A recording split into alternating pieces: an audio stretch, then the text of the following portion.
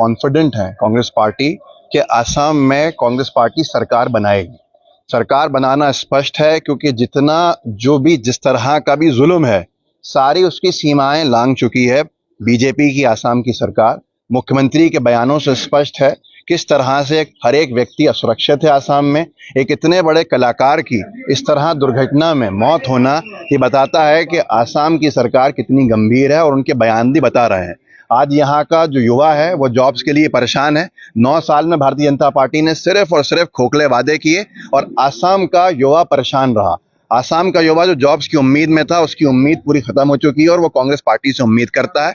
ऐसे ही आसाम के जो फार्मर्स हैं उनको सपोर्ट चाहिए, ना कि खोखले भाषण, और भारतीय जनता पार्टी की सरकार में सिर्फ उन्हें भाषण मिलते हैं। ये आज सबके सामने है। लॉ ऑर्डर की सिचुएशन क्या है वो भी सबके सामने है। लोअर आसाम में चाहे डुबरी हो, कोकराझार हो, दूसरे इलाके हों, उन तमाम में एक विरोध की लहर है भारतीय जनता पार्टी की। अभी जब इलेक्शंस हुए काउंसिल के उसमें भारतीय जनता पार्टी को एक करारी हार का सामना करना पड़ा। विकल्प जनता ने ढूंढा, अगला विकल्प हम हैं राज्य की सरकार बनाने के लिए।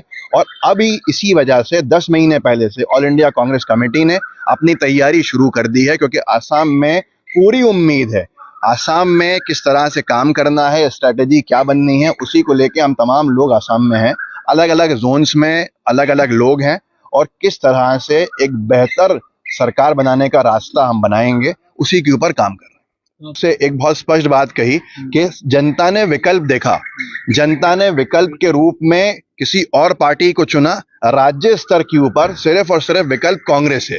ये आई ओपनर है भारतीय जनता पार्टी के लिए कि जनता उनका अब विकल्प ढूंढ रही है जहां जो विकल्प मिल जाए। हमने पूरे जगह पे कैंडिडेट उतारे।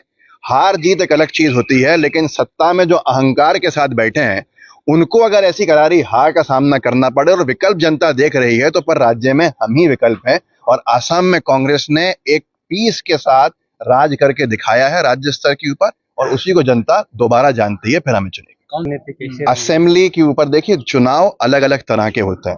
लोकल बॉडी चुनाव होते हैं जहां लोकल पार्टीज बहुत ज्यादा इन्वॉल्व होती हैं, लेकिन जब चुनाव बड़े पैमाने का होता है तो वहां राज्य स्तर की पार्टीज, राष्ट्रीय स्तर की पार्टीज, अलग अलग वोट होता है। हमें मैक्सिमम सर्वाधिक सीट्स की उम्मीद है।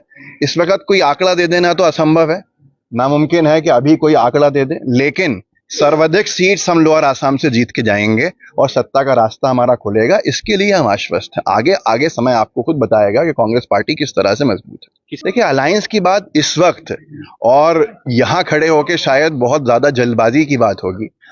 असम प्रदेश कांग्रेस के अध्यक्ष हैं गौरव गोगोई जी हैं, प्रभारी जितेंद्र सिंह जी हैं, राष्ट्रीय नेता मल्लिकार्जुन खड़गे जी, राहुल जी, प्रियंका जी, सोनिया जी, तमाम हैं।